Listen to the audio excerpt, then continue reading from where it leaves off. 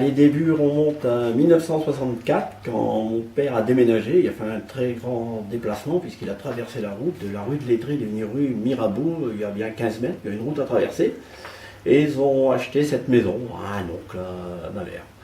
Tout de suite, il a été construit 2 pigeonniers. En gros, il y avait les 2 premiers en béton.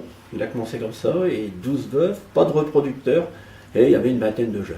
Ça se décompose, on va dire, de 64. Moi, j'avais 5 ans, donc je suivais déjà. Je constatais, je montais pour attraper les pigeons du haut quand il était de l'après-midi ou du matin.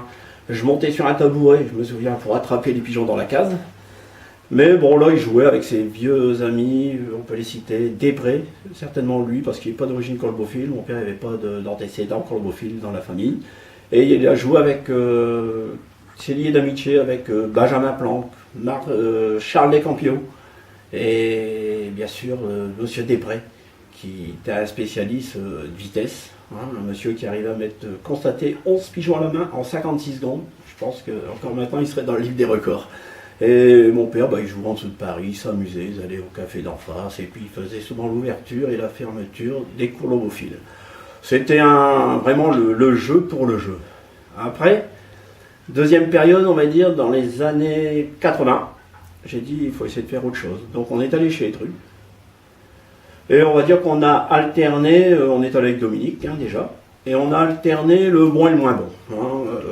Parfois le bon avec des pigeons peu chers, et puis les fiascos avec des pigeons qu'on avait achetés bien plus chers. Alors, moi après, j'étais un peu déçu, et l'évolution a été négative. Et c'est dans les années 92, 93, qu'on est allé chez Roger Delove à Nivelles. On avait la colbophilie belge qui était notre journal hebdomadaire, notre revue, et on avait remarqué qu'il y avait un premier national Bourges, un 6e national Brive.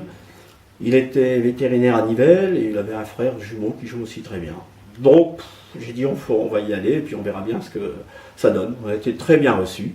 Et franchement, on est revenu avec des pigeons comme type Rolf, Kiss, qui sont à la base de la lignée des bacs rouges, qui n'a pas réussi que chez moi. Je sais que pas mal de gens ont réussi avec ces pigeons. Et c'est vrai que même mon ami Joseph derrière, je crois qu'il y en a encore dans sa colonie. Et c'était des pigeons faciles à croiser. Et on avait eu la confirmation par le docteur Lemayeux. Quand on est allé là-bas, il nous avait dit que c'est quelque chose d'extraordinaire. D'ailleurs, il s'amusait à nous faire revenir avec toute la lignée pour faire des croisements frères et sœurs pour trouver des pigeons. Et il en a trouvé puisque un des meilleurs pigeons qu'on a eu, qui était Valentino, c'est un croisement d'un stequeté croisé avec une fille qui venait de frères et sœurs au bac rouge. Et donc ça, c'était le gros départ avec quand même des succès. Parce que nous, on n'était pas des grands spécialistes, des grands connaisseurs, faut bien le dire. Le père n'était pas un spécialiste du grattage, il jouait, mais vraiment en très grand amateurisme. Mais on s'amusait bien. Et là, franchement, on a eu des résultats plus qu'encourageants. Et après, on a introduit un peu, on a été chez Maurice Cassard, très bien reçu. Il voulait même nous prêter des reproducteurs, on n'a pas voulu parce qu'on a dit si on nous les vole, ça pourrait être ennuyeux. Et après, on a fait connaissance aussi d'Henri Morner parce qu'on voulait allonger le tir. Parce que ces pigeons-là de l'Aube étaient très forts de 100 km à 650. Et pour allonger le tir, on est allé chez Henri Morner. Un joyeux bonhomme qui s'est très bien accordé avec Louis. Les bonnes blagues, les bonnes discussions. Malheureusement, Henri nous a quittés trop tôt, atteint d'une longue et pénible maladie. Et après, on a continué à travailler comme ça. Après, mon père est décédé en 2006. Alors, se posait un problème, pouvais-je continuer à jouer? J'avoue que ça a été difficile. Seul, j'ai été aidé quand même par Richard Tinck qui m'enlogeait les pigeons, qui allait me dépouiller les pigeons. Donc, je pense que si Richard n'était pas là, j'aurais peut-être arrêté. Mais pour m'arrêter, c'était difficile. Même si je fais des journées de 14-15 heures. Je prenais quand même le temps de passer aux pigeons qui faisaient noir matin ou soir. En étant passionné, je vais apprendre ça à personne. C'est un virus qu'on a. Certains disent c'est une addictologie. Je veux bien. Alors après, et on a eu la chance d'avoir un pigeon comme Spiros, né en 2005 et qui à partir de 2007 à 2010 nous a comblé de bonheur. Et ça, je crois que c'est peut-être lui qui nous a fait résister à continuer à jouer. Et après, Le père n'étant plus là, Dominique a perdu son père un peu plus tardivement, mais il a perdu son père.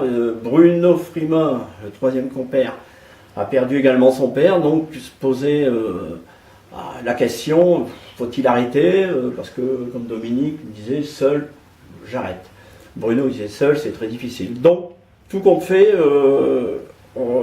notre union vient de là. Et puis, donc, il y a maintenant 4 ans que ça a mûri, puis depuis 3 ans, nous travaillons ensemble. Voilà, le trio avec, bien sûr, ne pas oublier le capitaine Haddock, dit Richard, notre pilier, parce que sans lui, je pense qu'on aurait du mal quand même à jouer, parce qu'il est quand même l'homme du dépouillement, l'homme de l'enlogement, et quand même il nous rend, et puis des entraînements. Hein, il nous entraîne quand même tous nos pigeons, beaucoup, des premiers dressages de vieux, premiers dressages de jeunes, c'est notre ami Richard qui les fait. Donc voilà la carrière jusqu'à l'arrivée des 4 mousquetaires. Mais moi, je m'occupe, au moment des concours, hein, je m'occupe des jeunes. Ça, j'ai à manger, voler, et surtout les arrivées de concours. Ils sont habitués avec moi. Alors là, on m'attend pour les faire rentrer au moment du passage à niveau de machin. Je frappe sur la trappe et les pigeons y rentrent. Les bébés. Je les appelle mes bébés, oui. Alors j'ai plusieurs couvées de bébés. Hein. C'est vrai qu'à 65 ans, 70 ans bientôt, je fais encore des bébés. Je suis colombophile depuis ma toute jeune enfance. J'ai joué avec mon père en tandem jusqu'à la fin des années 2000.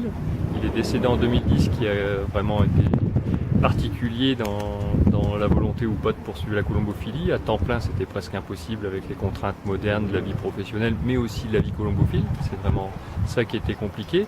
On connaissait Claude depuis des années, on avait vraiment sympathisé beaucoup ensemble et on se partageait déjà pas mal les pigeons depuis des années. Et en particulier Spiros, qui était finalement à l'origine d'un croisement commun qu'on avait fait avec une femelle de chez moi et un mâle de chez lui. Et donc ça c'était quelque chose qui nous plaisait beaucoup de partager ensemble déjà depuis longtemps. Et puis on a vraiment quelque chose qui a été clé dans cette décision d'aller un peu plus loin dans ce partage, c'était que nos 3 pères, donc celui de Dominique, que je connaissais pas beaucoup à l'époque, qui était fort ami avec Claude depuis des années, du papa de Claude et de mon père qui sont décédés en quelques années. Donc là, arrivé à cette période-là, on s'est vraiment posé des questions sur comment allier tout, la vie familiale, professionnelle et puis colombophile, et puis le plaisir surtout, parce qu'on avait quand même seul beaucoup moins de plaisir que ce qu'on avait avec nos pères, et puis plus grand chose à partager finalement, et la colombophilie ça devenait moins intéressant et beaucoup moins passionnant. Donc là, ça nous est venu un peu naturellement dans une discussion, parce qu'on discute beaucoup ensemble, en dehors de la colombophilie. Puis une de ces discussions a abouti au fait que ça nous a semblé un peu évident qu'il fallait tenter l'expérience de s'associer et de partager cette passion. Et ça a tout changé. Et ça, c'est arrivé en 2014. Et puis c'est vrai que vraiment on a commencé petitement en 2014, l'année où j'ai arrêté de jouer tout seul. Et puis surtout à partir de 2015, à vraiment avoir une organisation, si on peut dire, ça n'a rien de militaire dans tout ça, pour essayer de progresser, puis surtout de s'amuser, hein, parce qu'il y a vraiment que ça qui nous animait au départ, et de manière commune. Alors ils ont une grande différence avec moi, mes 2 collègues, c'est que moi je suis plus dans la réflexion et puis dans la culture. Eux c'est des joueurs, des gagneurs, plus que moi, et eux vont savoir manier des pigeons beaucoup plus que je n'ai jamais su le faire. Donc c'est vrai que du coup ça s'est fait naturellement. Moi plus dans la culture, dans la recherche de comment améliorer les races et les souches qu'on avait, et puis eux qui sont vraiment des joueurs et qui font ça vraiment très bien dans la répartition du jeu et dans le management de l'équipe. Alors c'est vrai qu'il y a un côté qui est vraiment Dominique avec sa volonté et sa hargne de jouer plus les jeunes et qui est plus fougueux, hein, c'est le plus fougueux des 3. Et puis Claude qui est plus réfléchi, qui va plus être dans la logique d'être dans les concours de 800 et plus si on pouvait. Donc on s'est réparti un peu les tâches, mais vraiment de manière naturelle. Et puis répartir, j'aime bien ce mot-là, mais c'est surtout qu'on partage tout et puis on échange. Et on essaie aussi de s'améliorer dans comment se concerter pour éviter de faire des erreurs, parce qu'on en fait tout le temps. Et il y en a qui nous ont quand même plus marqué que d'autres. Je pense à Jarnac de 2016, où on n'a pas bien managé le concours et les conditions météo. Donc on essaie de progresser de ces erreurs, on en fait toujours plein. Et puis voilà, d'essayer de monter un palier chaque année. La plus simple et la plus classique, hein, c'est le veuvage tout simplement. Et au niveau des jeunes, on les joue naturellement, c'est-à-dire qu'on démarque une première couvée, une deuxième couvée, et à partir du 15, j'ouvre les deux portes, parce qu'avant j'avais la méthode du semi-veuvage. Mais cette méthode-là, je trouvais que ça abîmait un peu nos jeunes, donc je partais du principe, c'est que voilà, tout est accouplé en même temps. Ensuite, à partir du mois de mai-juin, une fois que tous les pigeons sont ensemble, on les entraîne régulièrement et les premiers concours démarrent à partir du mois de juin. Sur la façon de jouer les jeunes, toutes nos femelles vont jusque Guéret, c'est-à-dire ils font tous les fédéraux.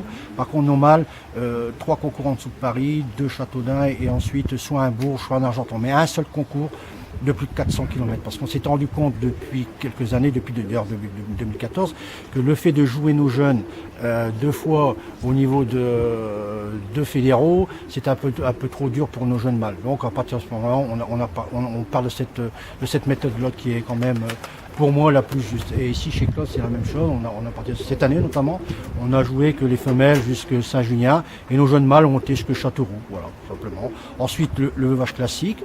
On a recouplé ici les 2 colonies au mois d'août. On a fait élever un jeune pour tout. On a passé aussi nos jeunes d'1 an dans leurs cases respectives. Et ensuite, on va séparer normalement, comme l'année passée, entre Noël et la première semaine de janvier. Ensuite, on recouple en général fin mars, mi-mars tout au moins. Ils élèvent pas, ils couvrent 5 jours et après ils sont partis au veuvage intégral. En sachant que ici, et il faut partir du principe aussi, c'est que depuis 2 ans, 3 ans ici, au niveau de chez Claude, on joue les célibataires. Et cette année, par rapport à ma colonie là-bas, on n'avait pas de célibataires. On était plus axé sur les femelles de jeu, mais bon, là, on s'est rendu compte que c'était un peu plus compliqué et difficile.